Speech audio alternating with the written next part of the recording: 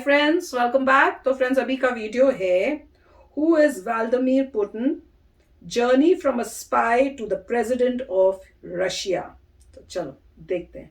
एक हमने बहुत पहले एक वीडियो की थी जिसमें पूरा वीडियो में यही बताया था कि कैसे क्या हुआ और कैसे हुए तो बने अपने प्रेसिडेंट वहां के। तो इस वीडियो में देखते हैं क्या शेयर करते हैं। तो वीडियो शुरू करते हैं। वीडियो शुरू करने से पहले अगर आप चैनल पर नए हो और आपने अभी तक सब्सक्राइब नहीं किया तो जल्दी से पहले सब्सक्राइब के बटन और बेल आइकन को क्लिक कर लो ताकि आपको आए सारे न्यू वीडियोस के नोटिफिकेशन मिल जाए जैसे हम अपलोड करें। अगर आपको वीडियो पसंद आता है प्लीज लाइक एंड शेयर। चलिए शुरू करते हैं। व्लादिमीर पुतिन आज दुनिया का सबसे पावरफुल और सबसे फियर्ड इंसान है। कुछ लोग ये भी मानते हैं कि सीक्रेटली वो दुनिया का सबसे अमीर इंसान भी है, इलॉन मस्क से भी ज्यादा। उनके पास 43 प्लेन्स, 7000 से ज्यादा कार्स और एक गोल्ड से बना टॉयलेट भी है। We are not joking. Vladimir Putin 20 साल से ज्यादा समय से रशिया के सुप्रीम लीडर हैं, जो दुनिया के सबसे ज्यादा न्यूक्लियर वेपन्स को कंट्रोल करता है। How did Putin become the most powerful man in the world? छोटा व्लादिमीर ना ही कोई प्रिंस था, ना ही किसी रिच फैमिली से बिलोंग करता था, बल्कि एक साधारण घर में जन्मा था। उनकी माँ फैक्ट्री वर्कर और पिता सोवियत नेवी में थे। वो एक कम्युनल का में रहते थे, जहाँ घर के अंदर टॉयलेट तो छोड़िए किचन भी नहीं हुआ करता था। एक छोटे से कमरे में गुजारा करना पड़ता था। कम्युनिज्म और गरीबी को अपने आंखों के सामने देखते देखते वो बड़े हुए और जॉब ढूंढने लगे। और जॉब कहाँ मिला? केजीबी में, जो यूएसएसआर की सीक्रेट एजेंसी थी। अमेरिका और यूएसएसआर के बीच कोल्ड वॉर के दौरान उन्होंने कई सीक्रेट ऑपरेशंस कैरी आउट किए और अपने देश के लिए एक इंपॉर्टेंट एसेट बने। आज रशिया दुनिया का सबसे बड़ा देश है, लेकिन 1991 से पहले उससे भी बड़ा एक देश था, सोवियत यूनियन। रशिया को छोड़कर 15 और देश इस बड़े यूनियन का हिस्सा थे। लेकिन 1991 में सोवियत यूनियन टूट गया और रशिया में पॉलिटिकल और इकोनॉमिक क्राइसिस आ गई। On a personal level Putin को इस बात का बड़ा झटका लगा। 1991 से लेकर 1999 तक का समय रशिया की हिस्ट्री में एक मुश्किल समय रहा। बोरिस येल्त्सिन, जो उस समय रशिया के प्रेसिडेंट थे, रशिया के वर्स्ट प्रेसिडेंट माने जाते हैं। उनका एटीट्यूड रशिया के लोगों को बिल्कुल अच्छा नहीं लगता था, फिर वो वेस्टर्न लीडर्स की चापलूसी करना हो या पब्लिक में दारू पीना और नाच गाना। ये रशिया के ऑर्थोडॉक्स कल्चर को सूट नहीं करता था और इनकी लीडरशिप के अंडर गरीबी बढ़ी। उनकी वजह से रशिया की मेन इंडस्ट्रीज चंद लोगों के हाथ चली गई। 1996 में अमेरिका ने रशियन इलेक्शंस को इन्फ्लुएंस करके बोरिस को वापस जिताया, लेकिन रशियन जनता बोरिस को ज्यादा देर के लिए एक्सेप्ट नहीं करने वाली। एक समय ऐसा आ गया कि उनकी अप्रूवल रेटिंग 2% तक नीचे गिर चुकी थी। सिचुएशन ऐसी थी कि जल्दी कुछ नहीं हुआ तो उन्हें असैसिनेट किया जा सकता था। इसी वीक इमेज को काउंटर करने के लिए उन्होंने एक डायनामिक पुतिन को 1999 में प्राइम मिनिस्टर बनाया। लेट मी टेल यू कि रशिया में प्रेसिडेंट सबसे पावरफुल और प्राइम मिनिस्टर उनके नीचे यानी सेकंड इन कमांड होते हैं। उसी समय रशिया के चेचनिया में मिलिटेंट्स ने 300 रशियंस को मारा। इसके अगेंस्ट जब पुतिन ने ठोस कदम उठाए और उन मिलिटेंट्स को हरा दिया, रशिया में Putin as a strong leader establish हो गए। बस उन्हें प्राइम मिनिस्टर से प्रेसिडेंट बनने में टाइम नहीं लगा और अगले 8 सालों के लिए वो प्रेसिडेंट रहे। इस समय रशिया की कंडीशंस बदली। जीडीपी लगातार बढ़ता ही चला गया। इन्फ्लेशन 36% से घटकर 6% तक आ गया। लोगों की एवरेज इनकम 25 गुना बढ़ गई। रिजल्ट्स दिखे, लेकिन क्यों?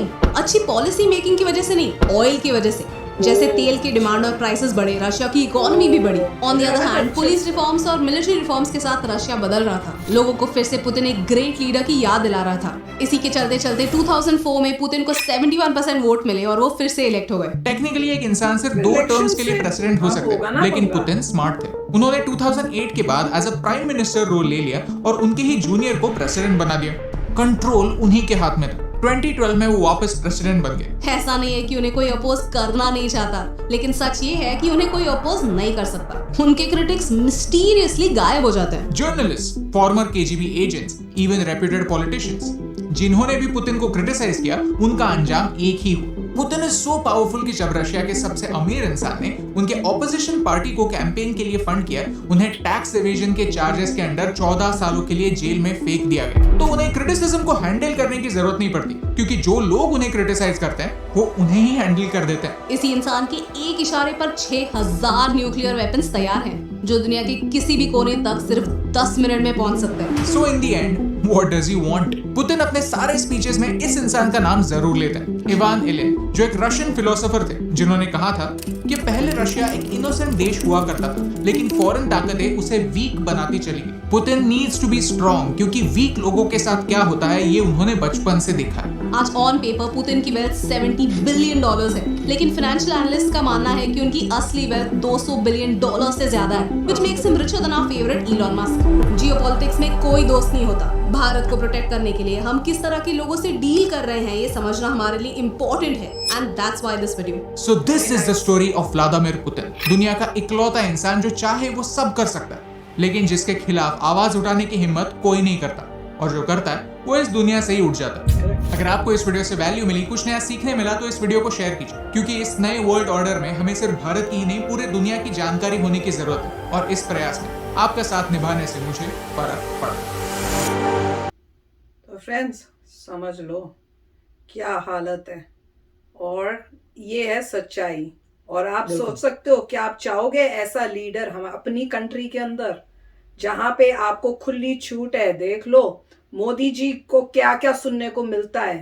वो कहते हैं, बल्कि वो ये कहते हैं कि ये सब सुन के मेरे को और ताकत आती है, मैं उससे और मोटिवेट होता हूं कि अच्छे काम और करूं। सही, ये एक्चुअल जैसे डेमोक्रेसी होती है वैसी इंडिया में डेमोक्रेसी है। हाँ। उसके लिए सभी इंडियंस को बहुत प्राउड फील होता है कि ट्रू डेमोक्रेसी है। आप किसी भी इंसान, कोई भी इंसान आके लीडर में इलेक्शंस में लड़ सकता है। ऑफ कोर्स उसको पूरी पॉलिटिकल पार्टी बनानी पड़ेगी, मगर ऐसा नहीं है कि वो उसकी चांसेस नहीं है, ऐसा नहीं है कि कोई उसे खत्म कर देता है, ऐसा नहीं है कि कोई उसे दबा देता है। तो ये वही पॉइंट कह रहे हैं। तो जेल में ही डाल देते हैं फॉल क्लेम्स। नावाल्नी जब खड़े हुए थे उनके साथ क्या हुआ था, कितने सारे पॉइजनिंग हुई थी, ये हुआ था, जर्मनी भागे, मतलब दुनिया भर वापस आए तो जेल हो गया। तो ये देखिए कि, और उन्होंने मिस्टर पुतिन ने रूल भी बनाया कि पता नहीं कौन से ईयर तक मैं बन सकता हूं, और उसके बाद मैं रिटायर हो जाऊंगा, फिर देखेंगे कौन आता है, मगर जब तक मैं मतलब ओल्ड नहीं होता मैं ही रहूंगा। तो आप मतलब ये देखिए कि इन्वायरमेंट कैसा है, जहां पे एक ही इंसान के हाथ में सारी पावर है और लोगों के हाथ में पावर नहीं है। नहीं तो पहले इलेक्शंस थे और आने के बाद ऐसे ऐसे करके अगर उनकी कंट्री में लोग नहीं इलेक्ट कर सकते लीडर, तो जो भी कार्य हो रहे हैं उनकी मर्जी से, लोगों की मर्जी से नहीं हो रहा। वो अगेंस्ट बोल भी नहीं सकते, और बोल भी नहीं सकते। हाँ, मैंने अच्छा वीडियो जो की थी उसमें दिखा तो रहे थे कि कई जो है प्रोटेस्ट कर रहे हैं कि यूक्रेन पे अटैक मत करो, वॉक कर रहे हैं, उन सबको पकड़ पकड़ के गाड़ी में लेके जा रहे थे। वही ना। और अगर कोई भी इंसान जो इंडिया में है जिसने डेमोक्रेसी देखी है, वो ऐसे इन्वायरमेंट में जी नहीं पाएगा। बोलने को तो कुछ भी कह सकते हैं, मगर रियलिटी में अगर वही रेप्लिकेट करें इंडिया में, तो हिंदुस्तान का इंसान जी नहीं पाएगा। हिंदुस्तान का इंसान फ्री है, उसे डेमोक्रेसी चाहिए, वो कुछ भी बोल सकता है, उसके पास राइट्स हैं, हर कुछ है उसमें। तो ये बहुत फर्क है। और अगर डेमोक्रेटिक कंट्रीज के लोग मतलब सपोर्ट करेंगे वहां पे जहां पे कम्युनिज्म है, तो मुझे पता नहीं क्या होगा। क्योंकि अल्टीमेटली ये कि ये सोचिए उस इंसान के बारे में जो उस कंट्री में है जहां पे जिसके पास डेमोक्रेसी नहीं है। डेमोक्रेसी के लिए बहुत कीमत चुकानी पड़ती है, बहुत लोगों ने फाइट किया है डेमोक्रेसी के लिए। तो बहुत बड़ी बात है कि डेमोक्रेसी है, और कोई भी इंसान जो एग्रेसर बनता है और दूसरी कंट्रीज पे अटैक करता है, वो ऑन प्रिंसिपल गलत है, चाहे कोई भी रीजन हो। अगर आप उसको ओके करेंगे तो कल को आपसे बड़ी कंट्रीज आप पे भी अटैक कर सकती है। मतलब अगर चाइना इतनी स्ट्रांग कंट्री है, उसको कौन रोकेगा? क्योंकि आपकी फिलॉसफी तो यही हो जाएगी, हाँ भी तुम अटैक कर सकते हो किसी पे भी, अगर तुम्हें अच्छा नहीं लगा। हर एक इंसान का अपना एजेंडा होता है, हर एक कंट्री का अपना है। करेक्ट, हर कंट्री का एजेंडा होता है। मतलब यूएसए का भी अपना एजेंडा है, यूरोपियन यूनियन का भी एजेंडा है, चाइना का भी एजेंडा है, रशिया का भी एजेंडा है, सबके एजेंडे हैं ऑफ कोर्स। मगर अगर एक कंट्री दूसरे और के एजेंडे को सपोर्ट करती है, तो ध्यान से रखना पड़ेगा कल को उसका एजेंडा आपके अगेंस्ट ना आ जाए। अगर आप उसी एजेंडे में बिलीव करें, हाँ जी कोई भी किसी के ऊपर सॉवरेन कंट्री पर अटैक करके बिंदास कर सकता है, तो कल को चाइना को कौन रोकेगा? चाइना को बोले, चाइना तो रशिया से भी मतलब स्ट्रांग हो चुका है जीडीपी में, तो चाइना को कौन रोकेगा? क्योंकि आपकी फिलॉसफी यही कह रही है, हाँ भी जो तुम्हें ठीक नहीं पता लगता उसमें कर दो। किसके एंगल से ठीक है, किसके एंगल से नहीं है, उसके एंगल से हर चीज सही है। आपके एंगल अगर आप बोलते हैं, देखिए भैया कि अगर जिस कंट्री पे अटैक होता है वो कहेगा नहीं नहीं नहीं तुम्हारा गलत है, तो ये जिसका लॉस होता है उसका अपना ओपिनियन है, जो अटैक कर रहा है उसका अपना ओपिनियन। मैं तो ये बिलीव करती हूँ जो पहले अटैक करता है वही गलत है, क्योंकि वो अग्रेसर है। आई डोंट केयर क्या हुआ क्या नहीं, आपने पहले लड़ाई शुरू की है, आप उस जो पहले शुरू करेगा वही अग्रेसर है। हमारे केस में डिफरेंट पॉइंट है, जहां पे इंडिया और पाकिस्तान की बात सोची जाती है, कश्मीर की, उसमें क्या था कि कश्मीर लीगली हमारा है। हमारे आप कंपेयर नहीं कर सकते सब चीजों में।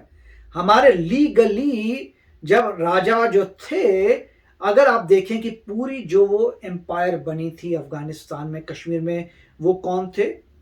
रंजीत सिंह, ठीक है, वो मेन जब सिख एम्पायर की मैं बात कर रहा हूं। उसके बाद जो वहां पे रूलर थे कश्मीर के, उन्होंने जब बोला कि मैं अपने आप को दे रहा हूं इंडिया में, ससीड कर रहा हूं, इंडिया के साथ जा रहा हूं, तुम मुझे बचाओ, मेरे पे अटैक हो रहा है, सरदार पटेल ने यही किया था। तो उसमें लीगली कश्मीर आपके पास आया, मगर किसी और ने अटैक किया, हथियार लिया। तो अगर आप किसी पे कोशिश मतलब ऑपरेशन करते हैं अपनी चीज लेने के लिए तो बात अलग है, क्योंकि लीगली आपके पास वो चीज थी। यहां पे कुछ और है, यहां पे एक सॉवरेन कंट्री बन चुकी है, दूसरा बंदा सॉवरेन कंट्री पे अटैक कर रहा है, तो वो गलत है, क्योंकि आपने जो है अटैक किया उस सॉवरेन कंट्री पे बिकॉज ऑफ एनी रीजन। और जैसे कुछ लोग कह रहे हैं कि सब सही है, नहीं है, जिस बंदे की आपने फुटेज देखी होगी, जो बिल्डिंग थी, बिल्डिंग के ऊपर एक मिसाइल गिरा, बिल्डिंग साइड से टूट गई है, जो लोग उस बिल्डिंग में रहते थे उनसे पूछिए, क्या वो बोलेंगे सब सही है? बोलेंगे नहीं। यूक्रेन के लोग जिनके यहाँ पे प्रॉब्लम्स आ रही है, क्या वो बोलेंगे नहीं? तो नजरिया यूं चेंज हो जाता है अगर अपने पे पड़ती है। अभी जो भी सपोर्ट करे कि हाँ ठीक है, कल को जो तुम्हारे पे अटैक होगा तो तुम क्या बोलोगे? ही बोलोगे ना, अरे नहीं सब गलत है। तो जिस पे अटैक होता है उसका ओपिनियन भी देखना बहुत जरूरी होता है। और ये इसमें एक बात मुझे आपने अगर नोटिस की होगी, मैंने वो देखा था जब इन्होंने बोला कि देख लो कि किस टाइप के लीडर के साथ हमें डील वर्ल्ड को करना पड़ रहा है, तो वो बहुत इंपॉर्टेंट बात थी। और इंडिया इसीलिए इतनी टैक्टफुली जो है हर चीज को डील कर रहा है। कमाल की बात है, ये इंडिया का एक हुनर है जो सबको नहीं आया। इंडिया का हुनर है कि डेमोक्रेटिक कंट्री है, फिर भी वो दोस्ती रख पा रही है कि तुमने कम्युनिज्म में जो करना है अपनी कंट्री में करो, हमसे दोस्ती रखो, बिंदास। ये है कमाल। ये देखो, मैं तो वही देख के बहुत इंप्रेस्ड हूँ और बहुत मुझे लगता है।